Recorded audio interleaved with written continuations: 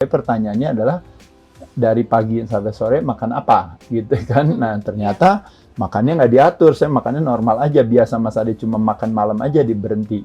Nah jadi di satu sisi sebenarnya ada baiknya ketika memang kita bilang saya nggak makan malam, baru makan lagi nanti besoknya dan sebagainya, mungkin teman-teman udah bisa masuk ke dalam yang namanya 16 jam, itu yang namanya tidak makannya ya, kurang lebih kira-kira itu yang disebut namanya mungkin intermittent fasting ya, antara 14 sampai 16 jam.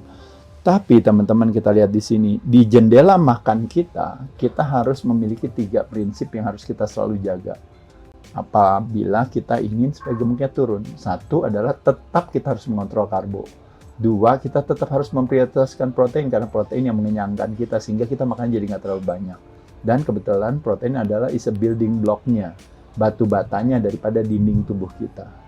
Dan ketiga, salah satu daripada kalau kita berbicara produksi hormon kita di dalam tubuh kita, itu modalitasnya salah satunya adalah lemak yang baik ya. Jadi lemaknya juga harus selektif, nggak mau lemak yang buruk gitu ya. Jadi kalau teman-teman bisa melihat terjadinya lonjakan gula darah itu bisa karena lemak yang buruk, itu juga bisa terjadi ya karena inflamasi, bisa terjadi juga karena misalnya mungkin ya tadi ya kayak misalnya kayak salah makan, kayak karbonya kebanyakan.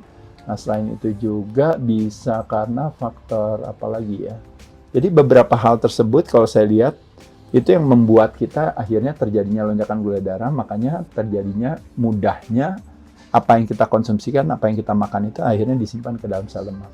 Nah jadi oleh sebab itu saya izin sama teman-teman sekalian, kalau berkenan bukan berarti hanya tidak makan malam, tapi kalau berkenan teman-teman coba investigasi lagi waktu di jendela makannya, kita memang terpaksa harus ngatur hal tersebut ya. Nomor 6 yaitu adalah sudah latihan beban. Saya udah mulai Mas Ade latihan beban. Nah jadi kalau berbicara latihan beban itu teman-teman sekalian, parameter daripada sebuah latihan beban yang baik itu adalah latihan beban itu metode, substansinya itu adalah stres yang diterima oleh otot yang kita targetkan.